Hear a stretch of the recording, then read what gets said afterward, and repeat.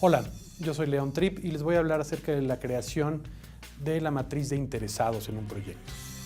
Bien, en este tema tenemos un término que es stakeholders. ¿Qué son los stakeholders o interesados de un proyecto? Bueno, los stakeholders realmente es la persona, las personas o el grupo de personas interesados en que el proyecto salga adelante. En los proyectos de desarrollo es de suma importancia hacer una adecuada gestión de las expectativas y de las intenciones que tiene cada uno de los stakeholders hacia el proyecto. En la manera en que el gerente de proyecto tenga bien identificados quiénes son los stakeholders, quiénes son los principales interesados, es la manera en que vamos a obtener apoyo para el proyecto. El punto de partida para una correcta manejo de expectativas de los interesados definitivamente es, primero que nada, la identificación de los stakeholders, además de definir el nivel de influencia, el nivel de interés que tienen los stakeholders y sobre todo el impacto que tienen hacia el proyecto. Este es el punto de partida para poder tener una buena gestión y sobre todo para poder traer el apoyo hacia el proyecto por parte de los involucrados clave del proyecto. Dependiendo del tipo de proyecto, los stakeholders pueden variar en número, nivel de influencia y de interés. Pero una vez que tenemos identificado esto, el project manager o gerente de proyecto está en posición de poder enfocar sus estrategias de comunicación y de relaciones con los stakeholders de mejor manera. El PMI nos dice que los stakeholders son las personas beneficiadas o afectadas por un proyecto. Y dado que los stakeholders son grupos de personas donde sus intereses, ya sean de manera positiva o negativa, pueden afectar la conclusión de un proyecto, es altamente recomendable que tengamos un plan de gestión de stakeholders o gestión de involucrados, mismo que posteriormente se va a ver traducido en un plan de comunicaciones. ¿Cuál es el proceso para la construcción de esta matriz de interesados? Bueno, primero que nada, sabemos que hay entradas, hay técnicas y hay salidas. ¿Cuáles son las entradas para la construcción? Primero que nada, la matriz de resultados, el perfil del proyecto, los factores medioambientales que rodean al proyecto, ¿sí? Y además tenemos los documentos aprobatorios del proyecto. Todos estos 4 documentos son documentos de entrada, los cuales vamos a utilizar para poderlo procesar con ciertas técnicas, como la gráfica que vemos aquí, en donde tenemos análisis de stakeholders, ¿no? Análisis de los interesados, clasificación de los stakeholders, ¿sí? Y por último, los documentos probatorios del proyecto. ¿Qué vamos a tener de salida en este proceso? Bueno, lo que vamos a tener es una matriz de stakeholders, como lo vemos de este lado. Una vez que la información de los stakeholders está completa, el gerente de proyecto debe graficar esta información en una matriz de 2 columnas y 2 filas. ¿Qué es lo que tenemos aquí? Esto nos va a permitir posicionar a cada uno de los stakeholders, ¿sí?, en uno de los cuadrantes, para lo cual vamos a definir una estrategia de comunicación específica para ese grupo de interesados. Es decir, como podemos ver en la gráfica que tenemos de este lado, tenemos 2 columnas, primero que nada, si tiene poca o mucha influencia en el proyecto, uno de estos, los interesados. Y por el otro lado, en las líneas tenemos si tiene interés, poco o mucho interés. Por decir, si uno de nuestros stakeholders, de los interesados que nosotros acabamos de identificar, sabemos que tiene poca influencia en la organización, poco interés en el proyecto, lo que vamos a hacer es observar. Recordemos que los stakeholders o los interesados van a cambiar de posición en esta matriz a lo largo del ciclo de vida del proyecto. ¿Qué es lo que vamos a hacer para un interesado que tiene poca influencia, mucho interés en el proyecto? Lo único que vamos a hacer es satisfacer sus expectativas con esto que llamamos gestión de las expectativas o el expectations management de estos interesados en el proyecto.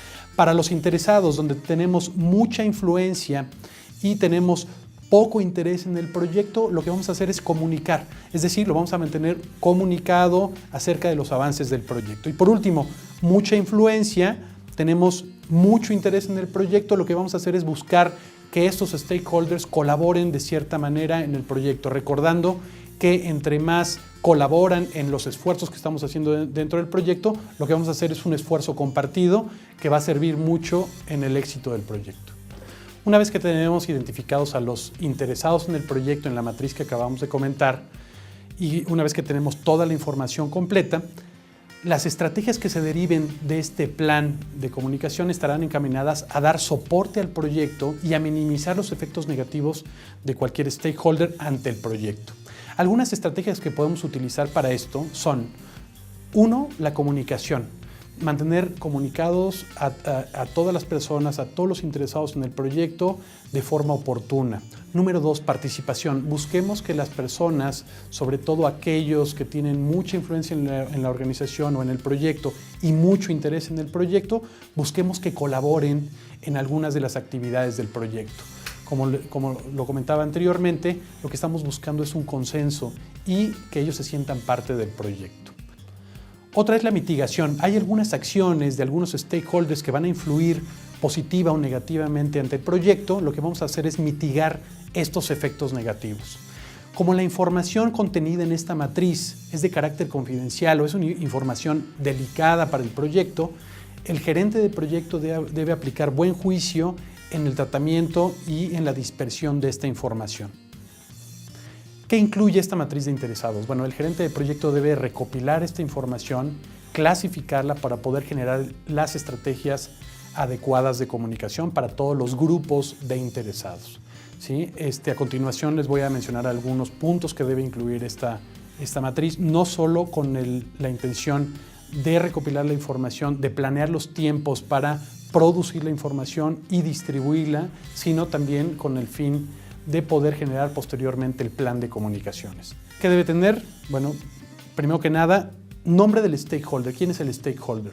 ¿Qué información necesita? ¿Cuál es su necesidad de información? ¿En qué formato vamos a enviar la información? ¿Quién es el responsable de hacerlo? ¿Sí? ¿Cuál es la periodicidad de la información con la cual se lo vamos a enviar?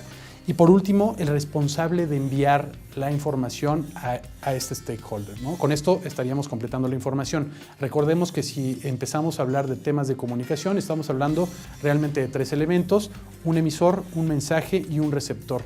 En torno a esto vamos a generar toda la planeación, tanto de stakeholders como el plan de comunicación. ¿Cómo debe quedar nuestra matriz de interesados? Bien, a continuación vamos a ver cómo debería de quedar esta matriz. Si se fijan, de este lado tenemos un ejemplo de lo que debe contener la matriz. Primero que nada tenemos el título, matriz de interesados o matriz de stakeholders. Después tenemos el nombre del stakeholder, ¿no? ¿Quién es? Tenerlo bien identificado. Y después tenemos el tipo de stakeholder, que bien puede ser un actor que está participando internamente en el proyecto o puede ser un stakeholder externo, ¿sí? Entonces aquí es donde vamos a clasificarlo y, si es posible, darle un nombre al grupo de interesados que acabamos de identificar. ¿Qué tenemos posteriormente? Lo que vamos a hacer es asociarlo, si es posible, a un objetivo o resultado del proyecto.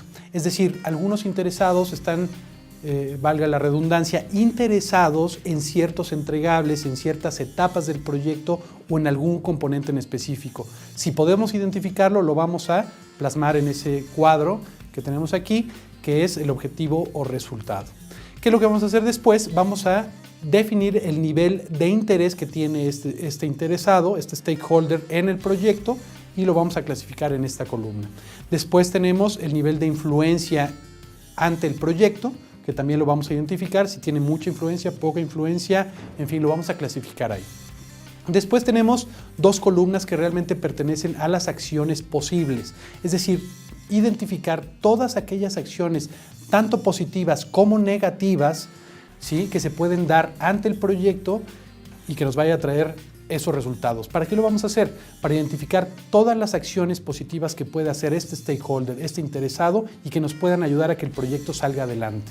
Y, por el contrario, también todas las acciones negativas que queremos evitar, ¿sí? Al final de la gráfica de esta matriz, tenemos las estrategias, es decir, qué estrategias vamos a utilizar para que estas posibles acciones se lleven a cabo, se den y nos puedan apoyar en la conclusión exitosa del proyecto. Por último, en la parte de abajo tenemos conclusiones. Un apartado de conclusiones que aquí pondremos a lo mejor el tratamiento que le vamos a dar a este stakeholder o a este grupo de interesados en el proyecto. Muchas gracias.